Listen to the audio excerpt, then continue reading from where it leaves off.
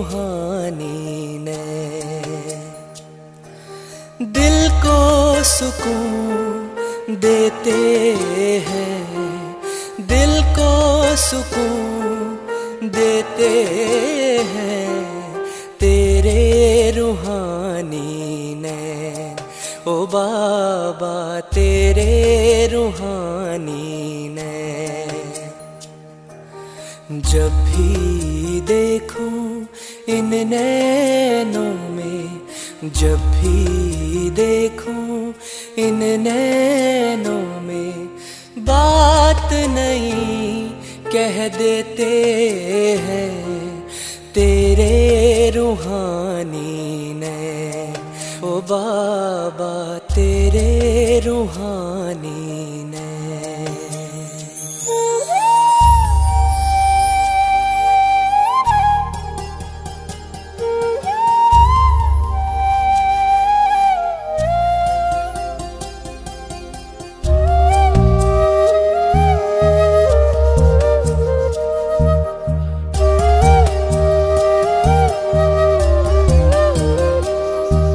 सागर से गहरे नैन तेरे ओ बाबा,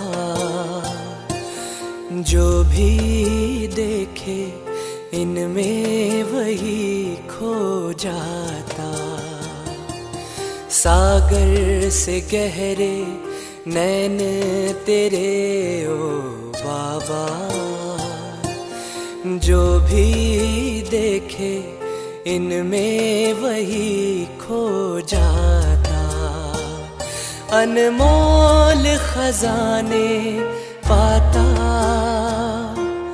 इस सागर में जो डूब जाते, इस सागर में जो डूब जाते, पार वही हो जाते नैन तेरे रूहानी नैन। ओ बाबा तेरे रूहानी नैन, तेरे रूहानी नैन। ओ बाबा तेरे रूहानी नैन।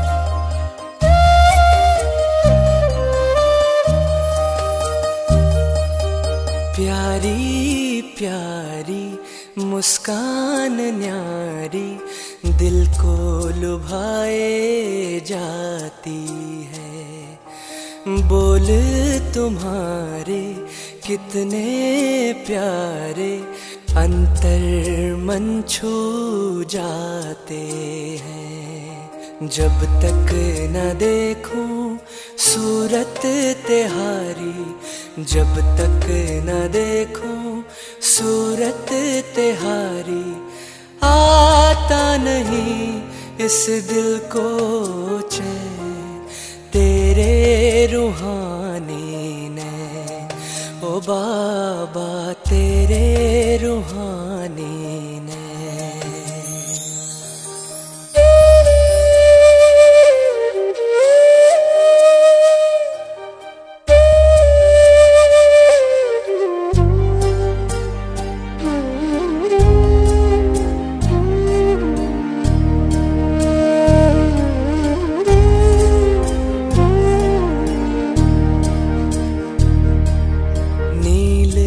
गगन के झरोखों से हो देखते रहते, बाहां पसारे प्यार लिए मीठे बाबा यही कहते। आओ प्यारो साथ चले, आओ प्यारों साथ चले, अपने वतन जहाँ मीठे हो बैन तेरे रूहानी ने। हो बाबा तेरे रूहानी ने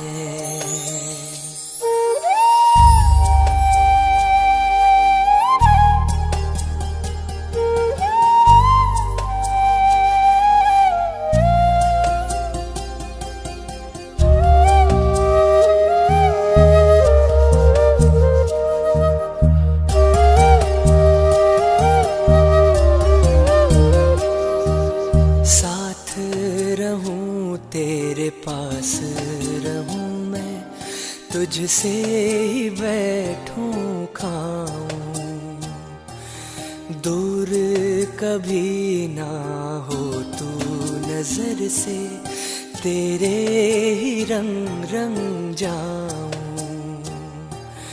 ना दूर होंगे अब ना कभी ना दूर होंगे अब ना कभी ना, बाबा मेरे तेरे नैनों से नैन, तेरे रूहानी ने, ओ बाबा तेरे रूहानी ने, तेरे रूहानी ने, ओ बाबा तेरे रूहानी ने।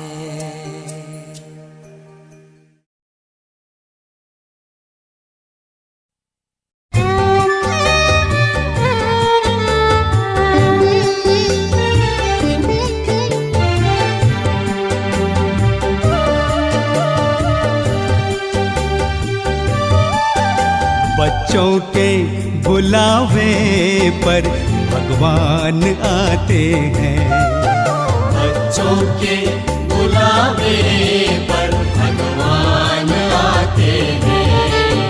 हर कार्य में उनका वो साथ निभाते हैं, साथ निभाते हैं। बच्चों के बुलावे पर भगवान आते हैं, बच्चों के बुलावे पर भगवान आते हैं।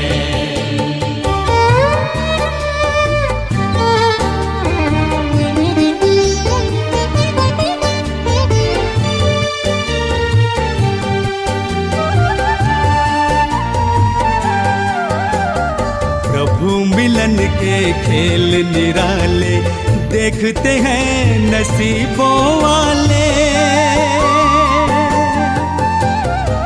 प्रभु मिलन के खेल निराले देखते हैं नसीबों वाले। एक बूंद के प्यासों पर वो सागर लुटाते हैं, सागर लुटाते हैं। बच्चों के बुलावे पर भगवान आते हैं, बच्चों के बुलावे पर भगवान आते हैं।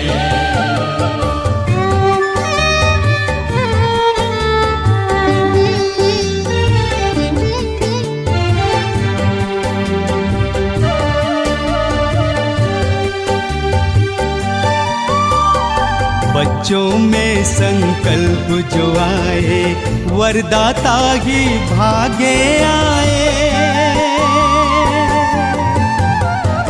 बच्चों में संकल्प जो आए वरदाता ही भागे आए। हर आशाएं पूरी करके वादा निभाते हैं, वादा निभाते हैं। बच्चों के बुलावे पर भगवान आते हैं, बच्चों के बुलावे पर भगवान आते हैं।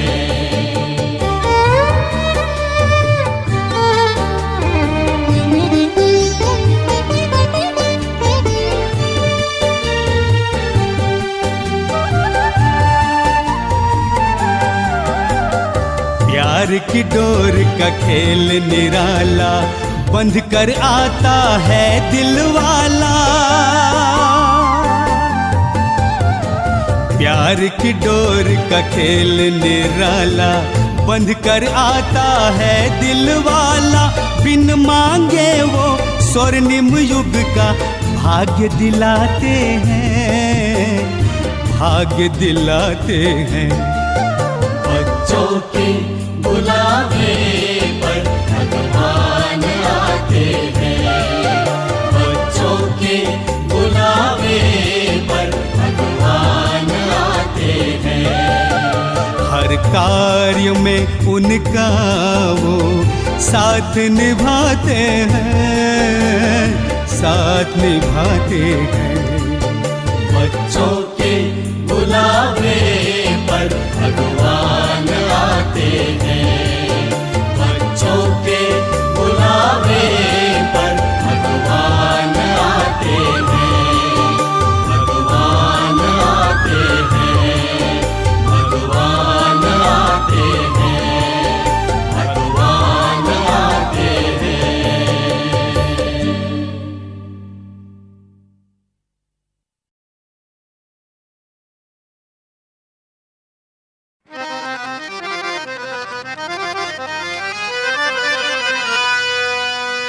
सांसों के सरगम में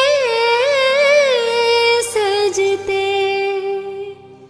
स्नेह भरे ये साज, मन के एक तारे से गूंजे एक यही आवाज।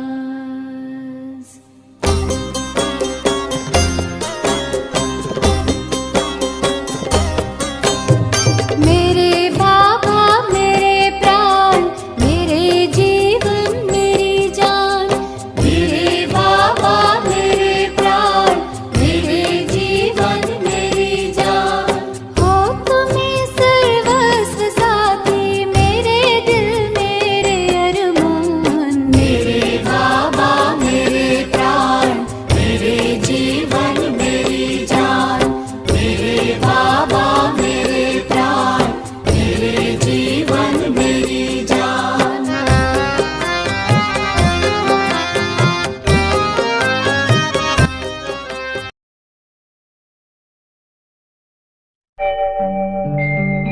ओम शांति शांति, ओम शांति शांति। अंतर मन में ज्योति जगा लो, होगा दूर अंधेरा।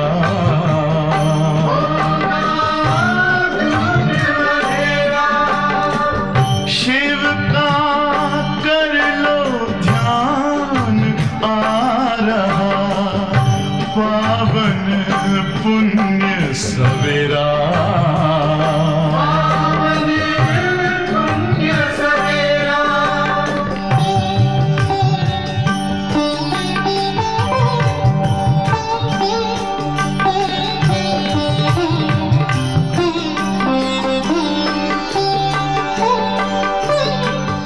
तुम हो कौन, कहाँ से आए, अपने आप को जानो।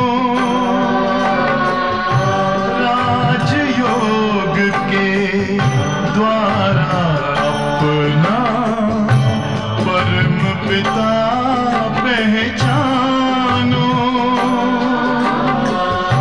इसी राजपथ पर चलकर तुम पालो अपना बसेरा।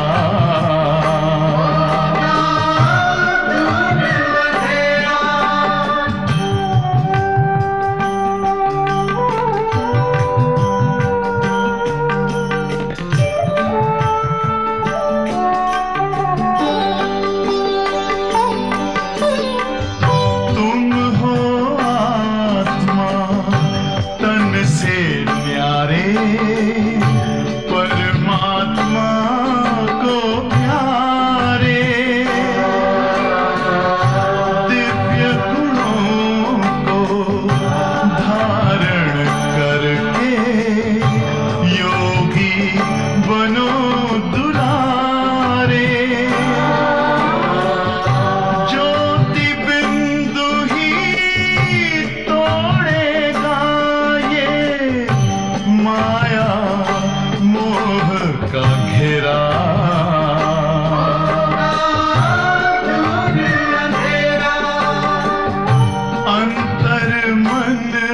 ज्योति जगा लो, होगा दूर अंधेरा।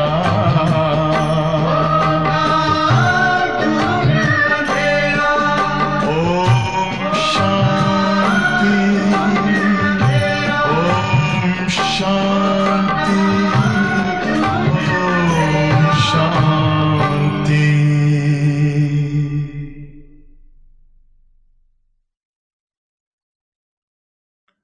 ओम शांति।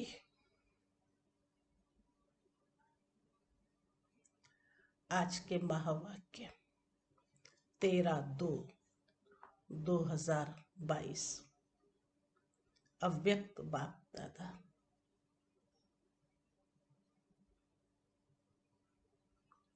बाबा ने आज विशेष होली हंस की परिभाषा समझाई है, सुनाई है। ऐसे तो हंस के विषय में भी हम सब ज्ञान रखते हैं। बहुत सुंदर पक्षी है और गुण ग्राहक पक्षी है। तो बाबा ने आज खास जो हंस की परिभाषा दी वो 2 बातों से पहले सुनाया। एक तो परखने की शक्ति और दूसरा निर्णय शक्ति। फिर 2 शक्तियों के आधार से ही हमारे अंदर ग्रहण शक्ति आती है। व्यक्ति से संबंधित या ब्राह्मणों से संबंधित बाबा ने ये बात सुनाई है। तो हम सब बाबा के होली हंस बच्चे जो विशेषताओं से संपन्न शिव बाबा बनाते हैं। तो होली हंस एक पवित्र पक्षी, तो हम बच्चे भी, ब्राह्मण बच्चे भी पवित्र बच्चे। और खास धारणाओं के ऊपर बात आती है तो ग्रहण शक्ति भी अच्छी होनी चाहिए। हंस के लिए हमेशा कहते हैं पत्थर और मोती और नीर और क्षीर की भी बात सुनाते हैं। तो वो परख लेता है और फिर निर्णय कर फिर ग्रहण करता है। ये गुण विशेष हम ब्राह्मणों में बाबा ने कहा होना चाहिए। ये गुण विशेष, क्योंकि हमारी स्थिति, हमारी उन्नति इन्हीं 2 शक्तियों के आधार से है। तो क्यों नहीं हम अपने ब्राह्मण जीवन में अपनी धारणाओं को मजबूत बनाने के लिए जो 2 शक्तियां हैं उनको अच्छी तरह से समझ और फिर ग्रहण करें। बाबा ने तो बहुत सहज रूप में दे दिया कि तुमने अपने को भी पहचाना है तो बाप को भी पहचाना है। और जब पहचान हुई है तभी हमारी अंदर वो एक ग्रहण शक्ति, जिसको धारणा कहते हैं, वो आ जाती है। तो बाबा ने बहुत प्यार से ये बातें समझाई हैं।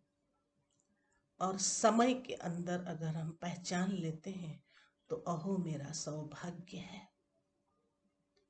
क्योंकि बहुत बच्चे ये पहचान भी नहीं पाते हैं। बाबा के पास आते भी हैं, समझते भी हैं, सुनते भी हैं, लेकिन फिर अच्छा अच्छा कह करके वो बस चले जाते हैं। तो बाबा को ऐसे बच्चों को देख के कुछ तो अंदर आता भी है कि उनके अंदर वो शक्ति नहीं जो वो निर्णय कर सकें या परख सकें। तो सिर्फ ग्रहण करने में वो फिर पीछे चले जाते हैं, बल्कि वो सहयोगी बनते हैं, संबंध संपर्क में भी आते हैं। है तो अच्छी बात। तो बाबा ने आज विशेष जो बातें सुनाई हैं, सुनते हैं, क्योंकि मुरली ही हमारे जीवन का एक, क्या कहें कि धारणा है, या हमारा एक लक्ष्य ये बनता है कि हम सुने फिर ग्रहण करें। और बाबा हम बच्चों में यही उम्मीद भी रखते हैं कि हर बच्चा हमारा विशेष रूप से होली हंस बने। तो खास विशेषताएं बाबा ने सुनाई। आज बाबा ने कहा कि होली हंस की विशेषताएं जो है उसके लिए बाबा सुना रहे। आज सर्व बच्चों को विशेष आत्मा बनाने वाले बाप दादा हर एक होली हंस की विशेषताओं को देख रहे हैं। जैसे हंस की निर्णय शक्ति और परखने की शक्ति विशेष होती है, इसलिए ग्रहण करने की शक्ति भी विशेष है, जो मोती और कंकड़ दोनों को परखता है और फिर निर्णय करता है। उसके बाद मोती ग्रहण करता है, कंकड़ पत्थर छोड़ देता है। तो परखना, निर्णय करना और ग्रहण करना अर्थात धारण करना, तीन बातें आ गई। परखना, निर्णय करना और ग्रहण करना।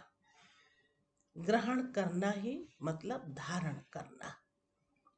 तो तीनों शक्तियों की विशेषता के कारण संगम युगी सरस्वती मां की सवारी हंस दिखाया है। सरस्वती मां की सवारी हंस दिखाया। तो एक सरस्वती मां का यादगार नहीं, लेकिन मां समान बनने वाली ज्ञान वीणा वादनी आप सभी हो। इस ज्ञान को धारण करने के लिए भी ये तीनों विशेषताएं अति आवश्यक हैं। आप सभी ने ब्राह्मण जीवन धारण करते ही ज्ञान द्वारा, विवेक द्वारा पहले परखने की शक्ति के आधार को पहचाना।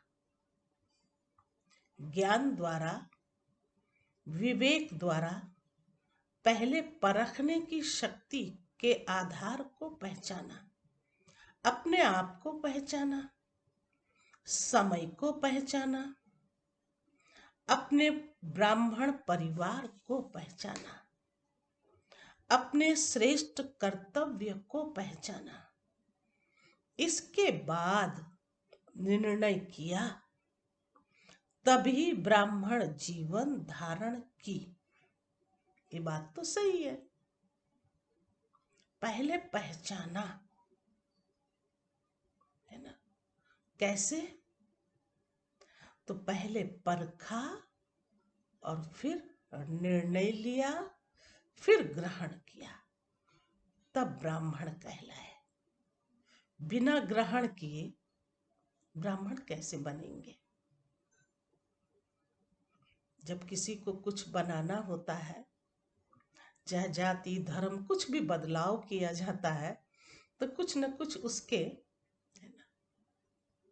उद्देश्य होते हैं, लक्ष्य होते हैं। उसी अनुसार फिर उसे है ना कोई न कोई स्थूल रूप भी देते हैं। तो ऐसे बाबा ने ये बात समझाई। क्या समझाया? यही समझाया कि ब्राह्मण जीवन भी तब कहलाया जब पहचाना। और क्या पहचाना? तो वो बाबा ने समझाया आगे, ज्ञान द्वारा विवेक द्वारा पहले परखने की शक्ति के आधार को पहचाना, अपने आप को पहचाना और समय को पहचाना। क्योंकि समय की भी पहचान तो बाबा ने दी है ना। अपने ब्राह्मण परिवार को पहचाना, अपने श्रेष्ठ कर्तव्य को पहचाना, इसके बाद निर्णय किया।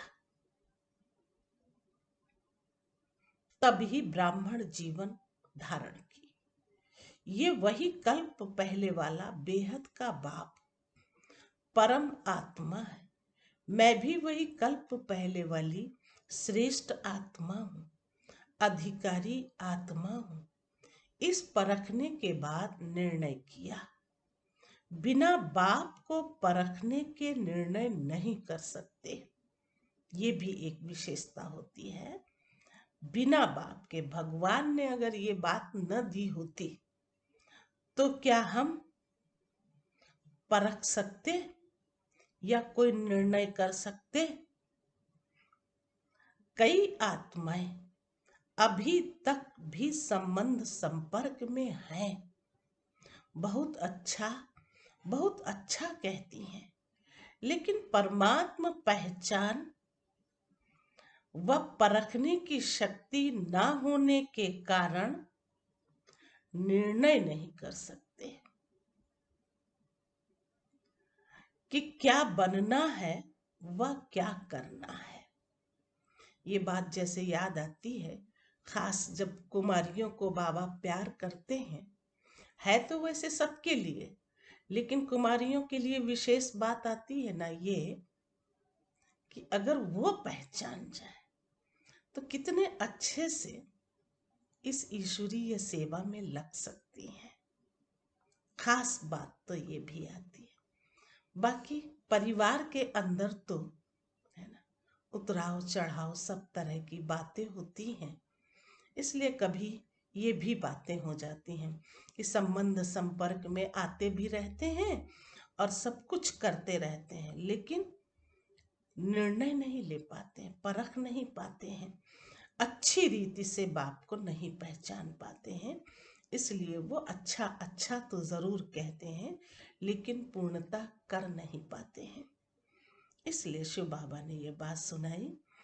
कई आत्माएं अभी तक भी संबंध संपर्क में हैं, बहुत अच्छा कहती रहती हैं, लेकिन परमात्मा पहचान व परखने की शक्ति ना होने कारण निर्णय नहीं कर सकते कि क्या बनना है व क्या करना है। इसलिए ब्राह्मण जीवन धारण नहीं कर सकते। सहयोगी बनते हैं, लेकिन सहज योगी जीवन नहीं बना सकते, क्योंकि दोनों शक्तियां नहीं हैं। इसलिए होली हंस नहीं बन सकते। पवित्रता रूपी मोती और अपवित्रता रूपी कंकड़ दोनों को अलग नहीं समझते, तो पवित्रता को ग्रहण करने की शक्ति नहीं आ सकती। तो होली हंस की विशेषता है, पहले शक्ति परखना, अंडरलाइन, पहली शक्ति परखना अर्थात पहचानना है कौन, है ना, क्या कहते हैं, क्या करते हैं, क्या चाहते हैं। कुछ तो बुद्धि में चलता है ना फिर। और जब पहचान लेते हैं तो फिर किनारा यूं करते हैं कि अरे ये तो बहुत अच्छी बातें हैं। उस दुनिया से हट के अगर हम इस बात को समझ लेते हैं तो निर्णय भी होता है, और जब निर्णय करते हैं तो जरूर है तीसरी बात, फिर ग्रहण करने की शक्ति को बहुत अच्छी से अपने जीवन में अपना लेते हैं। फिर वो किसी को नहीं देखते, स्वयं को देख बाप के द्वारा दी हुई शिक्षाएं, श्रीमत, उसका पूर्णतः पालन करते हैं। ऐसे सच्चे पक्के ब्राह्मण बाबा के बच्चे है ना, पवित्रता को ग्रहण कर जीवन में कितनी खुशहाली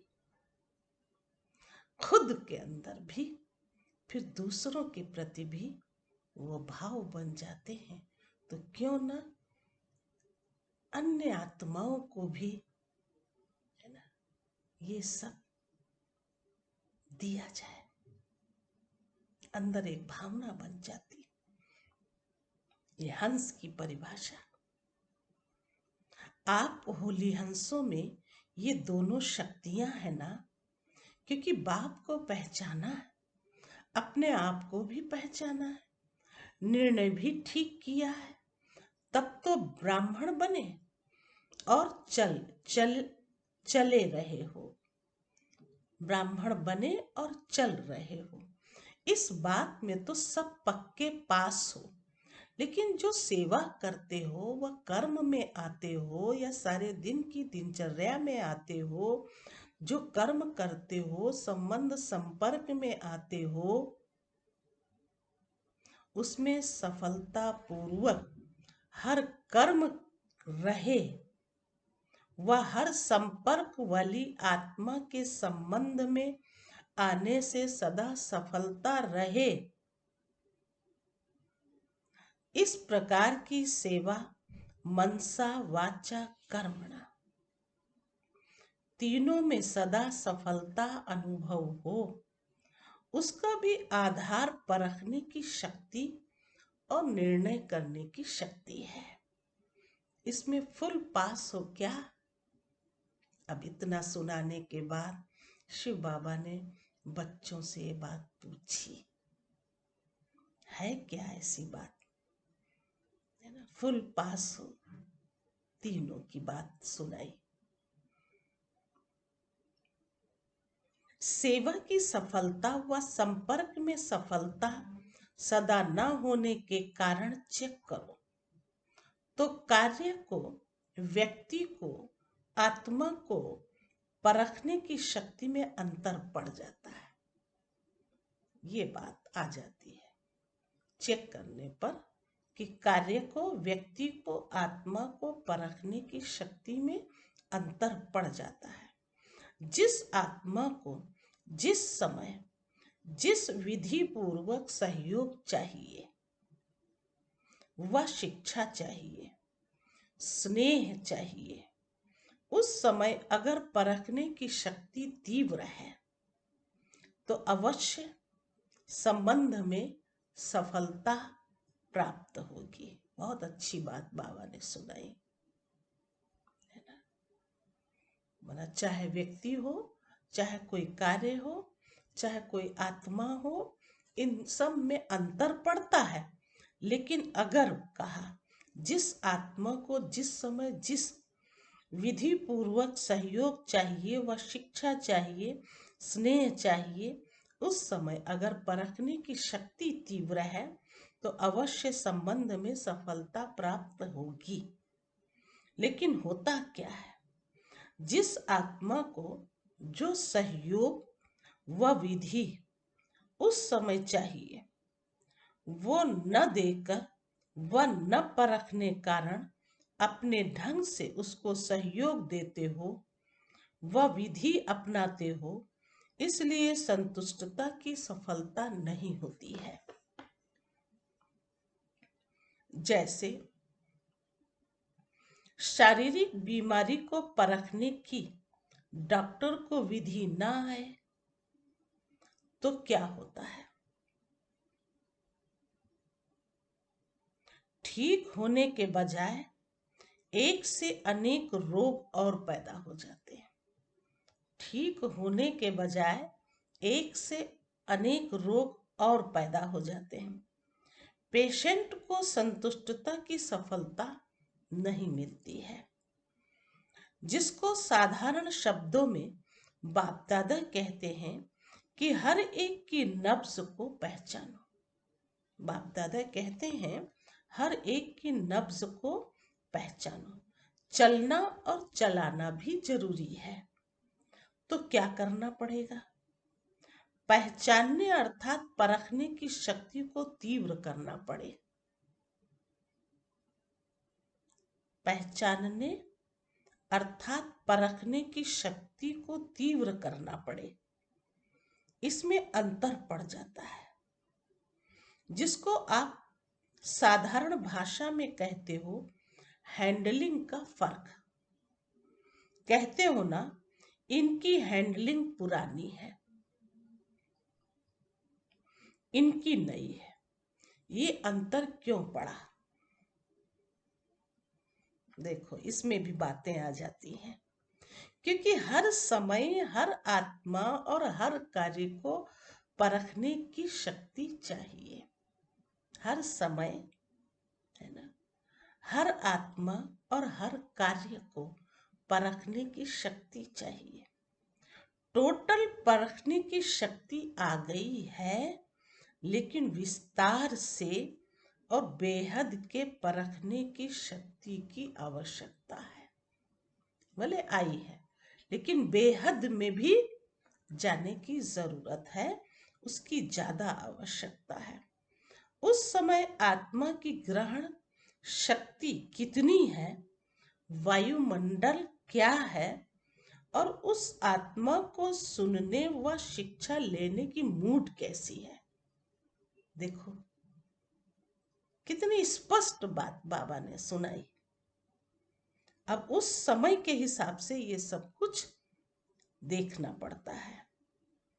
आवश्यकता है परखने की शक्ति को, लेकिन बताया उस समय आत्मा की ग्रहण शक्ति कितनी है, वायुमंडल क्या है, और उस आत्मा को सुनने व शिक्षा लेने की मूड कैसी है। डैश डैश है। जैसे कोई कमजोर शरीर वाला हो और उसको ज्यादा से ज्यादा ताकत का इंजेक्शन दे देवे, तो क्या हालत होगी। ये डॉक्टर की परख होती है।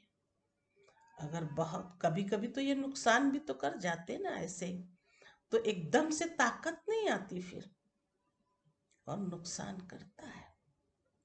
इसलिए कहा ये समय है ना, और जो कुछ भी बातें आती हैं वो देखना पड़ता है, समझना पड़ता है। कैसा व्यक्ति है, कैसा वायुमंडल है ना, कैसी आत्मा है, उसका मूड क्या है, ये सब बातें समझ के फिर उसको वैसा ही देना होता है।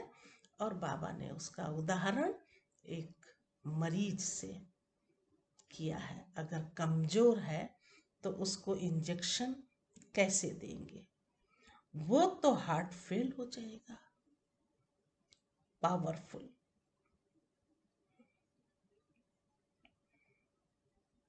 कोई तो यही कहेगा, क्यों भाई, अरे इंजेक्शन देने से तो फिर अच्छा उसके अंदर ताकत आ जाएगी। लेकिन एकदम से दिया ना, है ना, उसके अंदर वो क्षमता कैपेसिटी नहीं थी ना, तो उसको अगर घूट घूट कोई चीज देते कि भाई ताकत आनी है ना, तो इतना इतना ऐसे ऐसे लेते रहेंगे, तो ताकत फिर धीरे धीरे, है ना, वापस आ जाती है। तो बाबा ने ये सुनाया। देखो,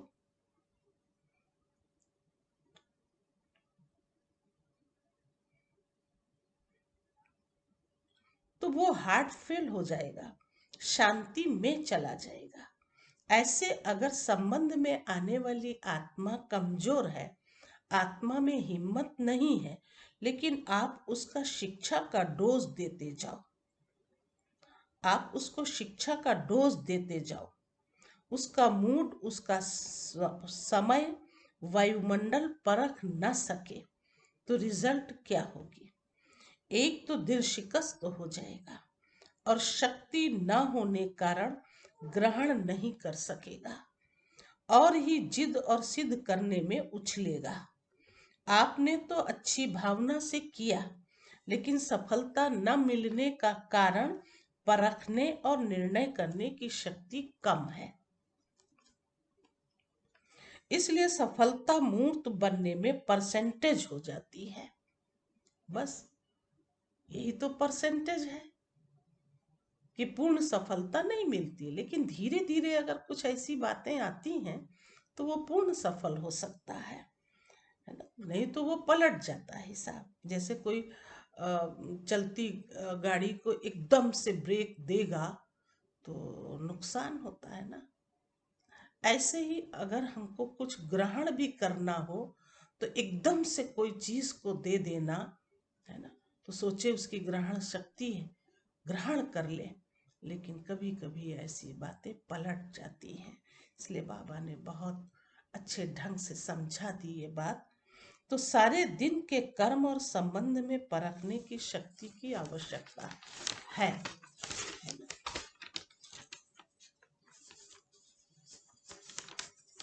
तो ऐसी आवश्यकता हुई ना, इसलिए शिक्षा भल दो, लेकिन सब बातों को परख कर फिर कदम उठाओ।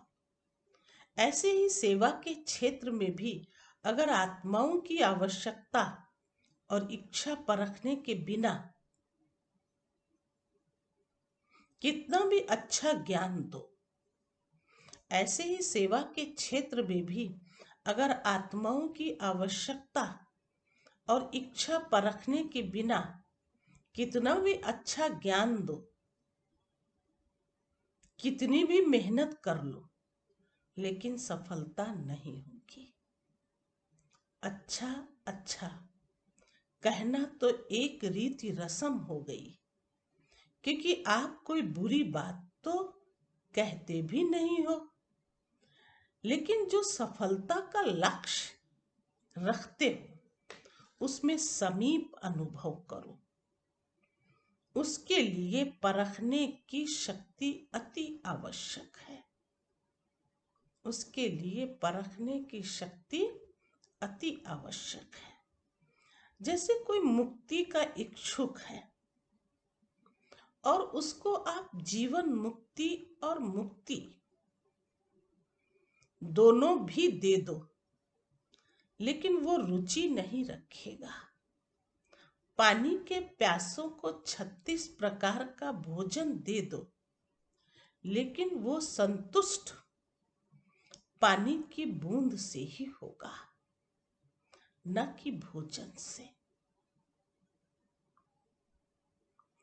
तो मुक्ति के इच्छुक को परख कर अगर उसको मुक्ति के बारे में स्पष्टीकरण देंगे तो उसकी इच्छा भी बढ़ेगी और जीवन मुक्ति में परिवर्तन भी हो जाएंगे।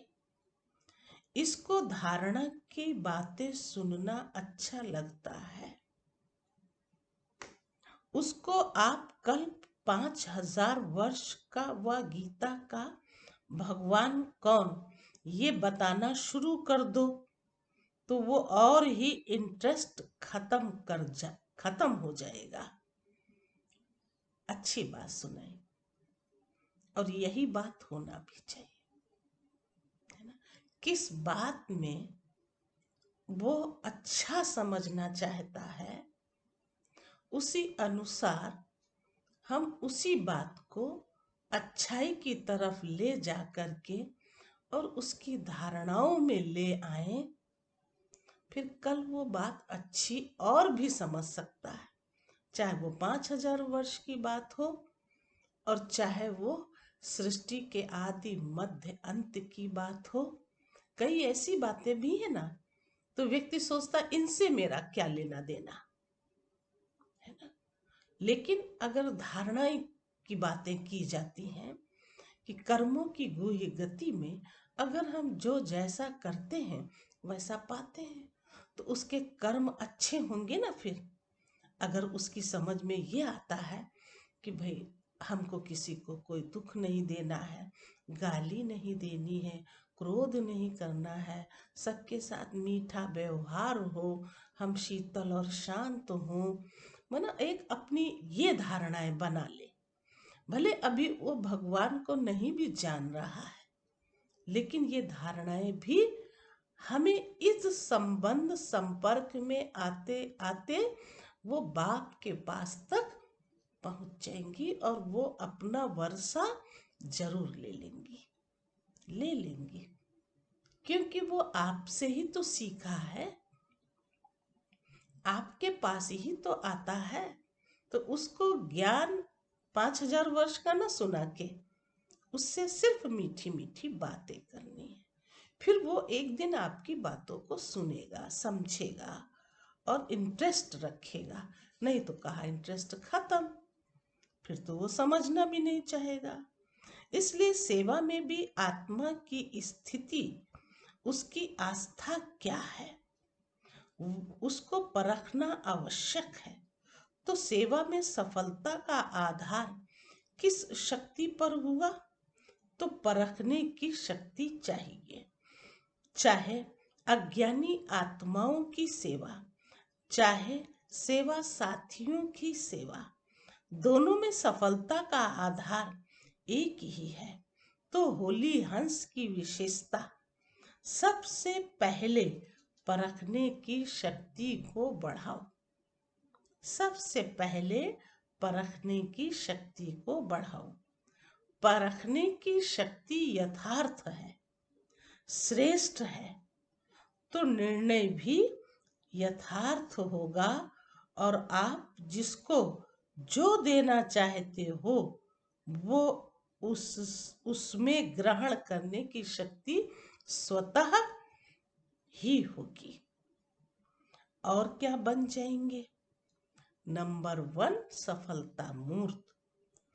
तो चाहे सेवा में चाहे संबंध में लक्ष्य को प्राप्त करने के लिए इस लक्षण को धारण करो, इस लक्षण को धारण करो। कौन सा लक्षण?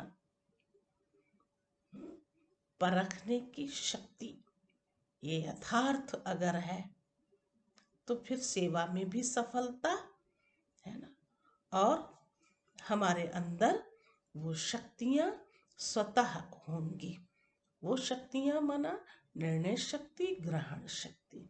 इन 3 शक्तियों के विषय में शिव बाबा ने सुनाया है। बाबा सुना रहे थे कि परखने की शक्ति तो चाहिए, है ना। और जितनी यथार्थ परखने की शक्ति होगी तो फिर निर्णय भी हमारा यथार्थ होगा। तो दूसरे को भी हम कुछ दे सकते हैं, जिसको बाबा ने कहा कि ग्रहण शक्ति। जब हमारे अंदर ये 2 शक्तियां होंगी तो हम भी ग्रहण करेंगे और दूसरों को भी हम ग्रहण करा सकेंगे, क्योंकि उसको ही परख करके तो हम उसे देना चाहते हैं ना। तो जो हम देना चाहेंगे तो जरूर हम उसको दे सकेंगे। तो सारे दिन में ये चेक करो, सारे दिन की दिनचर्या में परखने की शक्ति कहाँ तक यथार्थ हुई है और कहाँ करेक्शन, एडिशन करने की आवश्यकता रही। ये क्वेश्चन मार्क है, ये हमें चेक करने की जरूरत है। करने के बाद करेक्शन अपने आप होती जरूर है, क्योंकि दिव्य बुद्धि का वरदान सबको मिला हुआ है। चाहे समस्या के वश, समय व परिस्थिति के वश, व कोई आत्माओं के संग के वश, व माया द्वारा मन मत के वश, उस समय परवश हो जाते हैं। लेकिन समय, परिस्थिति, संग का प्रभाव, मन मत का प्रभाव जब हल्का हो जाता है, तब दिव्य बुद्धि अपना काम करती है। कितनी मतलब सटीक बात बाबा ने जो दी है ना, वो यही बात होती है कि अगर इन शक्तियों की कमी होती है परखने की और निर्णय करने की, है ना, तो फिर पता तो लग जाता है, और पता लग जाता है तो फिर करेक्शन भी करना होता है। तब बाबा ने कहा करने के बाद करेक्शन अपने आप होती जरूर है, क्योंकि दिव्य बुद्धि का वरदान सबको मिला हुआ है। आता है अंदर से कि हाँ ये हमने ठीक नहीं किया, फिर हमें ऐसा करना चाहिए था, ये आता है। क्यों? देखो कितनी अच्छी बात सुनाई कि हर एक को वरदान मिला हुआ है दिव्य बुद्धि का। फिर कहा चाहे समस्या के वश, समय व परिस्थिति के वश, व कोई आत्माओं के संग के वश, व माया द्वारा मन मत के वश, उस समय परवश हो जाते हैं। लेकिन समय, परिस्थिति, संग का प्रभाव, मन मत का प्रभाव जब हल्का हो जाता है, तब करेक्शन, हाँ हल्का हो जाता है, फिर दिव्य बुद्धि अपना काम करती है।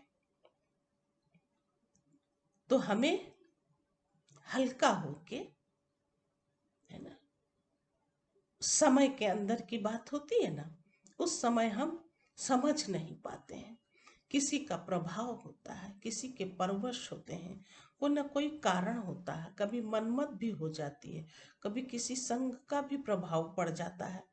तो जब ये सब चीजें खत्म करने की बात आती है, तो बाबा ने कहा कि हम वरदान जो देते हैं वो वरदान अंदर है, और उस वरदान के आधार से फिर उसको एहसास होता है कि ये तो ठीक नहीं है, हमें ये बात करनी चाहिए थी, है ना, तो वो स्वीकार कर लेता है। फिर उसकी बुद्धि काम करती तो है, जिसको आप लोग कहते हो जोश से होश में आ गए। फिर तो बात आ गई ना कि हाँ अब ठीक है ना, पहले इतना जोश था, कम से कम अब होश तो आया। फिर महसूस होता है कि ये करेक्शन व एडिशन होनी चाहिए थी व करनी है, लेकिन रजिस्टर में वह कर्मों के हिसाब के किताब में दाग नहीं, लेकिन बिंदी तो पड़ गई। मतलब ये और अच्छी बात यूं दे दी कि चलो इतना ही हुआ, है ना, दाग नहीं कहेंगे क्योंकि वो तुरंत समझ गया, और समझने के बाद फिर बिंदी तो लग गई ना, है ना, बिल्कुल साफ तो नहीं रहा ना। इसलिए कहा जाता है कर्मों की लीला अति गुह्य है। टीचर्स तो कर्मों की लीला को अच्छी तरह जान गई है ना। टीचर्स सारा दिन क्या गाती हैं, टीचर्स सारा दिन क्या गाती हैं कि वाह मेरे श्रेष्ठ कर्मों की लीला। किसी को कुछ बताओ, किसी से कुछ बोलो, है ना, और लोगों की उन्नति होती रहे, लोग खुश होते रहें, तो फिर ये क्या है, ये क्या है? अच्छा ही तो कहेंगे ना। फिर श्रेष्ठ कर्मों की लीला बाबा ने कहा, क्योंकि कर्मों की गुही गति को जानते हैं। तो दुनिया वाले तो हर कर्म में, हर कदम में कर्मों को ही कूटते रहते हैं। ये कर्मों की गहन गति है, समझना चाहिए इन सब बातों को। और वो जो है कर्म को कूटते रहते हैं, हाय मेरे कर्म। आप कहेंगे वाह श्रेष्ठ कर्म, तो वाह श्रेष्ठ कर्म कराने वाला, वाह, वो सदैव याद रहेगा। कभी भी मन मत पर मत मिक्स नहीं करेगा। बाप बाप की श्रीमत का पूर्णतः पालन करेगा। भाग्यशाली ऐसे अपने श्रेष्ठ कर्मों की वो लीला भी स्वयं में देखेगा। हर कदम में कर्मों को ही कूटते रहते हैं कौन? दुनिया वाले, कि हाय मेरे कर्म। आप क्या कहेंगे? वाह श्रेष्ठ कर्म। अब इसमें और आगे बढ़ो तो सदा वाह श्रेष्ठ कर्म हो, साधारण कर्म हो, साधारण कर्म नहीं। सदा श्रेष्ठ कर्म हो, साधारण कर्म नहीं। कर्मों को कूटना तो खत्म हो गया, लेकिन श्रेष्ठ कर्म हो इसमें अंडरलाइन करना। चलो कूटना तो खत्म हुआ ना, फिर उसके बाद श्रेष्ठ कर्म करने हैं, उसके लिए विशेष अंडरलाइन करना। अगर मिक्स कर्म है, अगर मिक्स कर्म है तो, और साधारण भी है, श्रेष्ठ भी है, तो सफलता भी मिक्स है। एक राज खोल दिया है ना। और अक्सर करके यही देखा जाता है, मिक्स हो जाता।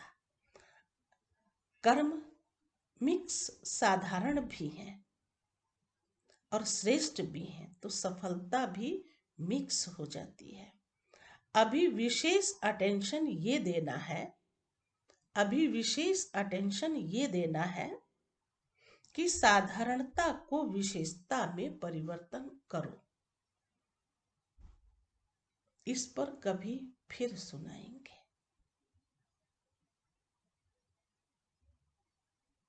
कि बाप दादा हर एक की रोज की दिनचर्या में क्या क्या देखते हैं, साधारणता कितनी है और विशेषता कितनी है, ये रिजल्ट देखते रहते हैं।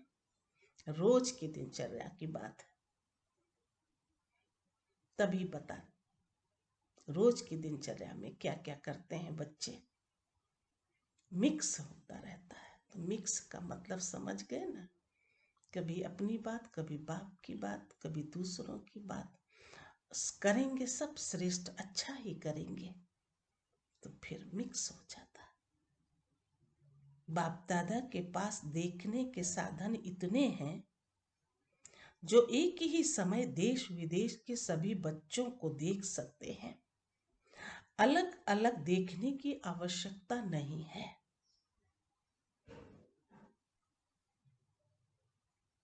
5 मिनट में सबका पता लग जाता है।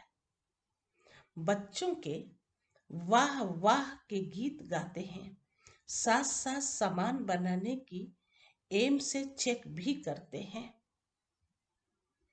सुनाया था ना कि बाप के स्नेह व बाप की पहचान, इसमें तो सब पास हो। और कभी कभी तो कमाल के काम भी करते हो। अच्छी कमाल है, न कि धमाल वाली कमाल। धमाल वाली मतलब हमारा तड़बड़ मचा दिया किसी बात के लिए, फिर हो तो जाता है, लेकिन फिर क्या कहते हैं, अरे इतना सब कुछ करने के बाद ये काम हुआ, उसको धमाल कहते हैं। और कमाल मीन्स होना ही है, तो वो गुण ग्रहण की जो बात है ना, वो गुणग्राही बन के अपने कर्म पर विशेष ध्यान रखते हुए कमाल कर देगा। कोई कोई बच्चे धमाल की भी कमाल करते हैं ना, होती धमाल है, लेकिन कहते हैं ये तो हमारी कमाल है। और जहां हमारी कहा वही धमाल है। इसलिए बाप दादा कहते परखने की शक्ति को बढ़ाओ, अपने कर्मों को भी परख सकेंगे और दूसरों के कर्मों को भी यथार्थ परख सकेंगे। उल्टे को सुलटा नहीं कहेंगे, ये परखने की शक्ति की कमी है। उल्टे को सुलटा नहीं कहेंगे, ये परखने की शक्ति की कमी है। और सदा एक बात याद रखो, सबके लिए कह रहे हैं, सदा एक बात को याद रखो, सबके लिए कह रहे हैं। कभी भी कोई ऐसा व्यर्थ व साधारण कर्म करते हो और अपने आप को पहचान नहीं सकते हो ये राइट है व रॉन्ग है, तो जब ऐसी परिस्थिति आती है वशीभूत हो जाते हैं। उस समय ऐसी परिस्थिति में सिद्धि को प्राप्त करने की श्रेष्ठ विधि क्या है? फिर से पढ़ते हैं। और सदा एक बात याद रखो, सबके लिए कह रहे हैं। कभी भी कोई ऐसा व्यर्थ व साधारण कर्म करते हो और अपने आप को पहचान नहीं सकते हो कि ये राइट है व रॉन्ग है, तो जब ऐसी परिस्थिति आती है वशीभूत हो जाते हैं। उस समय ऐसी परिस्थिति में सिद्धि को प्राप्त करने के लिए श्रेष्ठ विधि क्या है? सिद्धि को प्राप्त करने के लिए श्रेष्ठ विधि क्या है? क्योंकि उस समय अपनी बुद्धि तो वशीभूत है, राइट को भी रॉन्ग समझते हो और रॉन्ग को रॉन्ग नहीं समझते हो, राइट समझते हो, फिर जिद करेंगे या सिद्ध करेंगे। बताइए इसमें कितना समय चला जाता है ना। बहुत बहुत इसमें समस्याएं खड़ी हो जाती हैं, है ना, क्योंकि बुद्धि तो वशीभूत है, राइट को भी रॉन्ग समझते हो और रॉन्ग को रॉन्ग नहीं समझते हो, राइट समझते हो, है ना। फिर वही बात आ जाती है, राइट समझते हो, है वो रॉन्ग और वशीभूत हो, इसलिए ऐसा होता है। कभी कभी होता है ना ऐसी बातें। फिर जिद करेंगे या सिद्ध करेंगे, ये निशानी है वशीभूत बुद्धि की। अब एक मतलब संस्कार और बता दिया, जिद करना या सिद्ध करना ये नहीं होना चाहिए। अगर ये नहीं करते हैं तो राइट और रॉन्ग का अपने आप स्वतः ही पता लग सकता है, बाबा उसकी मदद करते हैं। बाकी जिद व सिद्ध नहीं करना, क्योंकि वो फिर वशीभूत ही होता है। ऐसे समय पर सदैव एक बाप की श्रेष्ठ मत याद रखो। जिन्हों को बाप ने निमित्त बनाया है, वो निमित्त आत्माएं जो डायरेक्शन देती हैं उसको महत्व देना चाहिए। उस समय ये नहीं सोचो कि निमित्त बने हुए शायद कोई के कहने पर कह रही हैं, इसमें धोखा खा लेते हो। निमित्त बनी हुई श्रेष्ठ आत्माओं द्वारा जो शिक्षा व डायरेक्शन मिलते हैं उसको उस समय महत्व देने से अगर कोई बुरी बात भी होगी तो आप जिम्मेवार नहीं हो। जैसे ब्रह्मा बाप के लिए कहते हैं कि अगर ब्रह्मा द्वारा कोई गलती भी होगी तो वो गलती भी बदल के आपके प्रति सही हो जाएगी।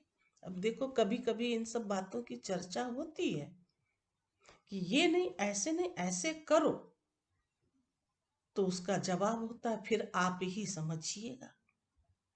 मतलब वो अपनी जिद में अपनी बात ही सिद्ध करना है। तो जिद और सिद्ध भी तो एक संस्कार होता है ना। भले आप ठीक भी कह रहे हो, लेकिन जो बात कही गई है उस बात को स्वीकार करने लेने में क्या हर्जा है ना। उसके ऊपर आपने ये क्यों कहा कि फिर आप ही समझिएगा। यही ना आगे जो बाबा ने सुनाया कि जो नई नई बातें हैं, पुरानी रीति रस्म, नई रीति रस्म, है ना, इनको सब करने में फर्क पड़ जाता है, लेकिन बात को बात न समझने के कारण ही आपसी फिर बन नहीं पाती बात। इसलिए बाबा ने ये बातें दी कि देखो जो निमित्त बना हुआ है, बस वो जो डायरेक्शन देते हैं उसको महत्व देना चाहिए। उस समय ये नहीं सोचो कि निमित्त बने हुए शायद कोई के कहने से कह रही, इसमें धोखा खा लेते हो। निमित्त बनी हुई श्रेष्ठ आत्माओं द्वारा जो शिक्षा व डायरेक्शन मिलते हैं उसको उस समय महत्व देने से अगर कोई बुरी बात भी होगी तो आप जिम्मेवार नहीं। जैसे ब्रह्मा बाप के लिए सदा कहते हैं कि अगर ब्रह्मा द्वारा कोई गलती भी होगी तो वो गलती भी बदल के आपके प्रति सही हो जाएगी। तो ऐसे निमित्त बनी हुई आत्माओं प्रति कभी भी ये व्यर्थ संकल्प नहीं उठाना चाहिए।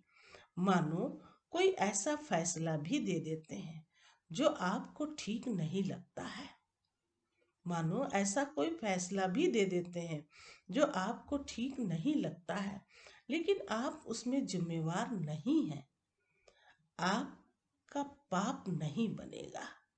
बस ये बात पक्की कर लेना चाहिए। आपका काम ठीक हो जाएगा क्योंकि बाप बैठा है, बाप पाप को बदल लेगा। ये गुह्य रहस्य है, गुप्त मशीनरी है।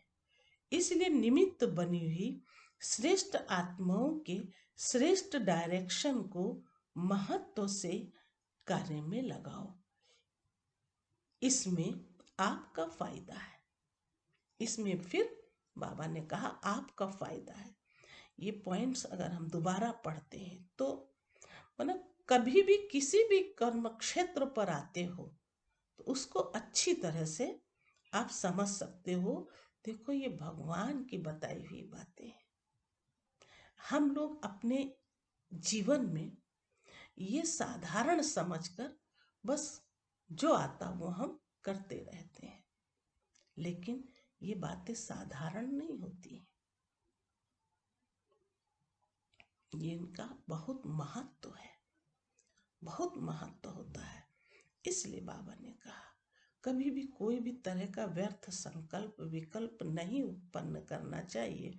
बाबा जब हम बच्चों को बचा लेता है कि जो जैसा करता है वैसा पाता है, लेकिन जब किसी को कोई भी इशारा दिया जाता है वो उस बात को अच्छी तरह से समझे, तब बाबा ने कहा उसका पाप नहीं लगेगा, है ना। ये गुह्य रहस्य है, गुप्त मशीनरी है। इसलिए निमित्त बनी हुई श्रेष्ठ आत्माओं के श्रेष्ठ डायरेक्शन को महत्व से कार्य में लगाओ। इसमें आपका फायदा है, नुकसान भी बदलकर फायदे में हो जाएगा। ये बाप की गारंटी है, समझा। इसलिए सुनाया कि कर्मों की लीला बड़ी विचित्र है। बाप जिम्मेवार है, जिनको निमित्त बनाया है उसका भी जिम्मेवार बाप है। जिसको निमित्त बनाया है उसका भी जिम्मेवार बाप है। आपके पाप को बदलने का भी जिम्मेवार है। ना आपके ऊपर पाप पड़ेगा और जो निमित्त बनी हुई आत्मा है उसका भी जिम्मेवार बाप ही है। ऐसे ही निमित्त नहीं बनाया, सोच समझ के ड्रामा के लामुजीब निमित्त बनाया गया है, समझा। टीचर्स को अच्छा लगता है ना, इसमें फायदा है, बोझ हल्का हो गया। ये बात तो सत्य है। कितनी अच्छी बातें बाबा ने दी, कितनी धारणा युक्त दी। बस आना चाहिए तो परखना और निर्णय करना, फिर हम उसी आधार से यथार्थ रूप में ग्रहण कर सकते हैं, अपनी धारणाएं बना सकते हैं। बस इसीलिए कहे जाते हैं कि जो निमित्त बना होता है ना, वो कैसा भी कोई कार्य करा रहा होता है, भगवान उसका जिम्मेवार है, हम उसके जिम्मेवार नहीं होते हैं। तो बाबा ने ये बात दे करके कितना अच्छा है ना। बच्चों के प्रति माना टीचर्स के प्रति ये बात दे दी कि इसमें फायदा है, बोझ हल्का हो गया। कोई भी बात आएगी तो कहेंगे निमित्त बने हुए बड़े जाने, हल्के हो गए ना।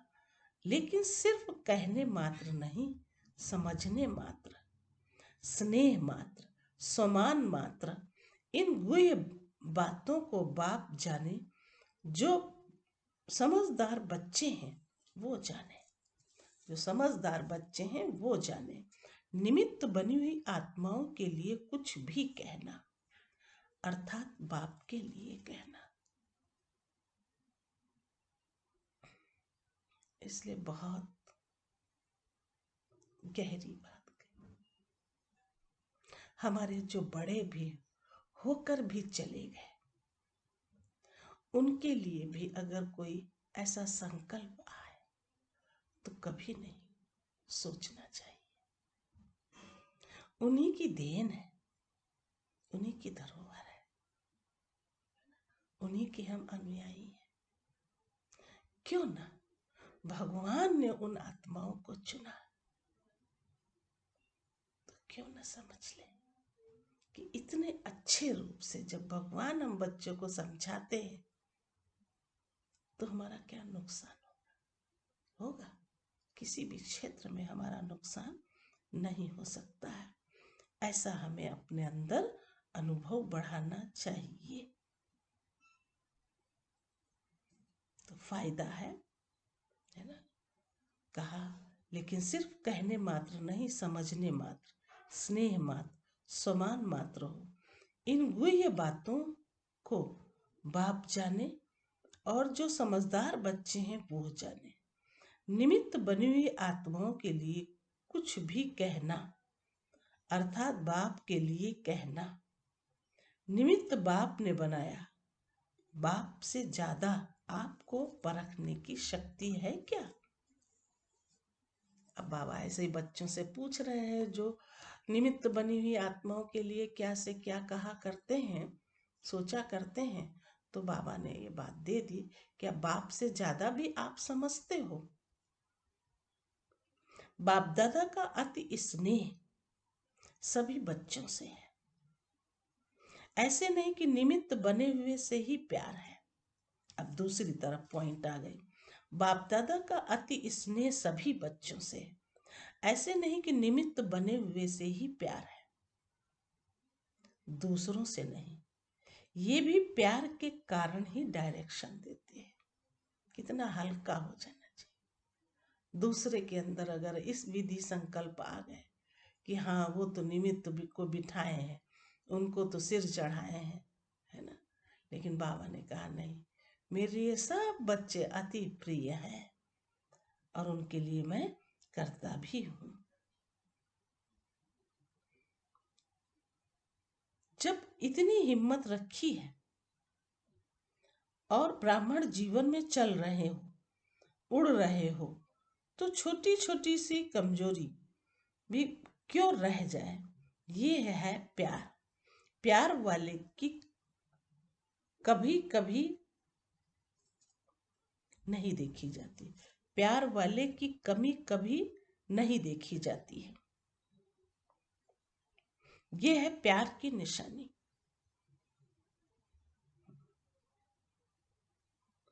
जिसमें दिल का सच्चा प्यार होता है, उसकी कमी को हमेशा अपनी कमी समझते हैं। ये प्यार की निशानी है। माना उसकी कमी को भी नहीं देख सकते हैं, और अगर कभी कभी है ना नहीं देखी जाती,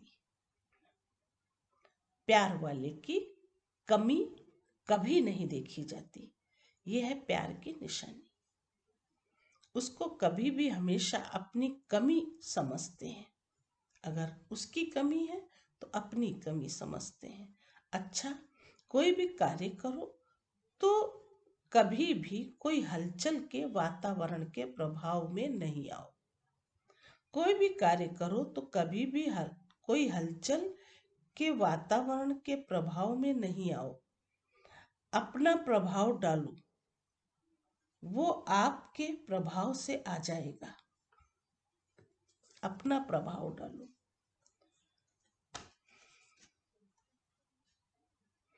और दिल में यही निकलता रहेगा कि सफलता हमारा जन्मसिद्ध अधिकार है। हिम्मत का बहुत महत्व है। कभी किसी बात में घबराओ नहीं। हजार भुजाओं वाले बाप, हजार भुजाओं वाले आप भी हो। अरे बाबा ने ऐसे कह दिया। देखो, हिम्मत का बहुत महत्व है। कभी किसी बात में घबराओ नहीं। हजार भुजाओं वाले आप भी हो। बाप की हजार भुजाएं और आपकी तो हुई ना, तो जहां बाप है वहां आप हो। कितनी अच्छी बातें थी। तो अपने बाप को देखकर कितना मजा आना चाहिए, कितना उससे गुण ग्रहण करना चाहिए, कितना उनके बाजू में बाहों में होगा, जो किसी भी बच्चे को फेल नहीं होने देना चाहते। ये बहुत ऊंची बात है। अच्छा, चारों ओर के सदा परखने की शक्ति की विशेष आत्माओं को, चारों ओर के सदा परखने की शक्ति की विशेष आत्माओं को, सदा हर कर्म और संबंध में श्रेष्ठ सफलता प्राप्त करने वाली सफलता मूर्त आत्माओं को, सदा हिम्मत और शुभ भावना शुभ कामना द्वारा परिवर्तन करने वाली शक्तिशाली आत्माओं को सदा वाह मेरे श्रेष्ठ कर्म, अंडरलाइन, वाह मेरे श्रेष्ठ कर्म के खुशी के गीत गाने वाले बच्चों को बाप दादा का याद प्यार और नमस्ते। तो हम रूहानी बच्चों की रूहानी बाप दादा को नमस्ते नमस्ते नमस्ते। शुक्रिया बाबा, शुक्रिया बाबा। वरदान है, शांति की शक्ति से संस्कार मिलन द्वारा सर्व कार्य सफल करने वाले सदा निर्विघ्न भव, सदा निर्विघ्न भव। शांति की शक्ति से संस्कार मिलन द्वारा सर्व कार्य करने वाले सदा निर्विघ्न भव। सदा निर्विघ्न वही रह सकता है जो सी फादर फॉलो फादर करता है, सी फादर और फॉलो फादर करता है। तो सी माना एक भगवान को देखना है ना, और फॉलो फादर, सी फादर और फॉलो फादर। सी सिस्टर सी ब्रदर करने से ही हलचल होती है। इसलिए अब बाप को फॉलो करते, इसलिए अब बाप को फॉलो करते हुए बाप समान संस्कार बनाओ। तो संस्कार मिलन की रास करते हुए सदा निर्विघ्न रहेंगे। शांति की शक्ति से अथवा शांत रहने से कितना भी बड़ा विघ्न सहज समाप्त हो जाता है। शांति की शक्ति से अथवा शांत रहने से कितना भी बड़ा विघ्न सहज समाप्त हो जाता है और सर्व कार्य स्वतः संपन्न हो जाते हैं, सर्व कार्य स्वतः संपन्न हो जाते हैं। अच्छा स्लोगन है, त्रिकालदर्शी वो जो किसी भी बात को एक काल की दृष्टि से नहीं देखते, हर बात में कल्याण समझते हैं।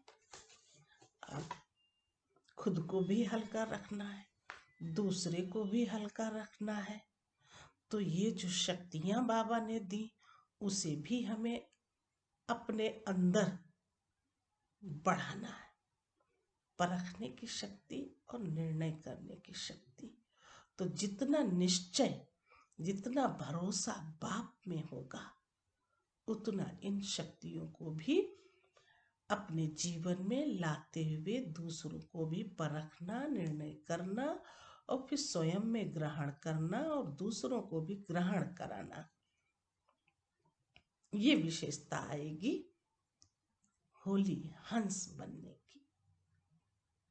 इसलिए बाबा ने आज विशेष होली हंस बनने की बातें समझा दी। वो कभी भी है ना उसका निर्णय गलत नहीं होता। बात यहाँ हम सब चैतन्य आत्माओं से है। जितना करीब हम बाप के नजदीक होंगे, जितना करीब होंगे, उतना ही हमारे अंदर इन शक्तियों की प्रवेशता होगी और हम अच्छी तरह से अपने अंदर धारणा बना सकेंगे। तो बाबा ने इसीलिए लास्ट स्लोगन में भी कहा, त्रिकालदर्शी वो है जो है ना एक काल की बात को न समझ करके हर बात में कल्याण समझते हैं। हो सकता है इस समय वो बात न अच्छी हो, न हो पा रही हो, तो फिर आने वाले समय में हो सकती है वो एक कल्याण रूप बन जाता है ना। तो ये हमारी शुभ भावनाओं से भी अन्य आत्माओं की भी जीत हो जाती है, और वो उसकी जीत नहीं, लेकिन ये स्वयं की भी जीत होती है, क्योंकि हम परख सकते हैं इस बात को। तो हमें अपने आप में भी इन सब बातों को ध्यान में रखते हुए अपनी सभी धारणाओं को अच्छा और मजबूत बनाते चलो। और ये संस्कार मिलन की बात है ना, अच्छे से होनी चाहिए, जहाँ फिर विघ्न भी कोई भी ना आने पाए। अच्छा, ओम शांति, ओम शांति।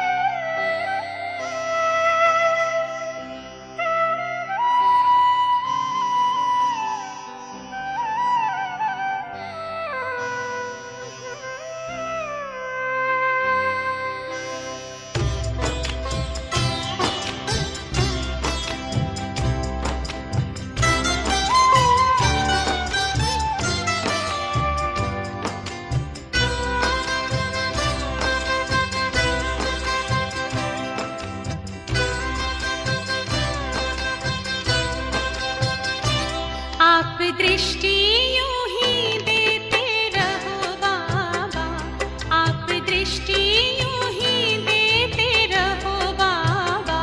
सुख सागर में गहरे उतर जाऊं, सुख सागर में गहरे उतर जाऊं। पल के ना पल भर बंद मेरी हूँ, पल के ना पल भर बंद मेरी। इन लहरों को दामन में भर जाऊं, इन लहरों को दामन में भर जाऊं। आप दृष्टि यूं ही देते रहो बाबा।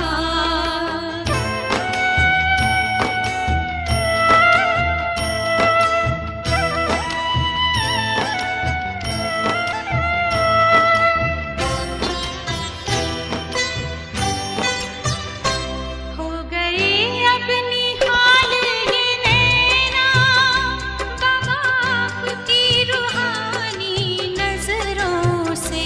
पा लिया है मुझे था जो पाना, ये आवाज निकले अंतर से। आप शक्ति यूं ही भरते रहो बाबा, आप शक्ति यूं ही भरते रहो बाबा। इस देह की दुनिया से उड़ जाऊं, इस देह की दुनिया से उड़ जाऊं। आप दृष्टि यूं ही देते रहो बाबा।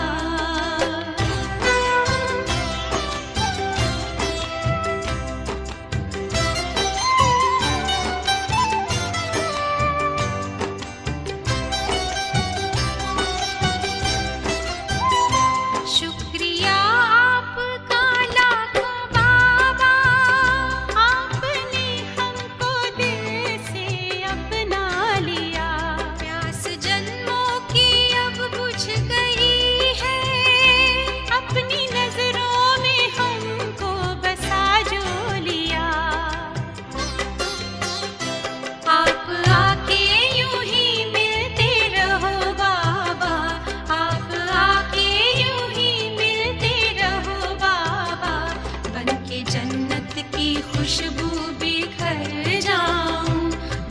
जन्नत की खुशबू बिखर जाऊं।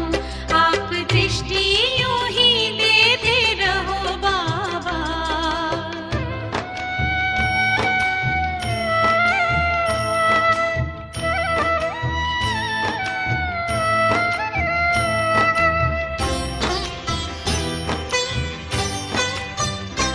हर कल्प यूं ही मिलते रहेंगे, प्रीत की डोरी ऐसी है बांधी। आपसे दूर ना रह सकेंगे, आए माया की कितनी भी आंधी।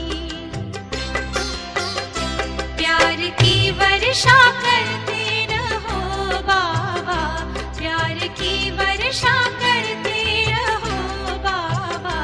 मैं स्नेह के मोती से भर जाऊं, मैं स्नेह के मोती से भर जाऊं। आप दृष्टि यूं ही देते रहो बाबा, आप दृष्टि यूं ही देते रहो बाबा। सुख सागर में गहरे उतर जाऊं, सुख सागर में गहरे उतर जाऊं। हूँ पल की ना पल भर बंद मेरी, हूँ पल की ना पल भर बंद मेरी। इन लहरों को दामन में भर जाऊं, इन लहरों को दामन में भर जाऊं। सुख सागर में गहरे उतर जाऊं, इन लहरों को दामन में भर जाऊं।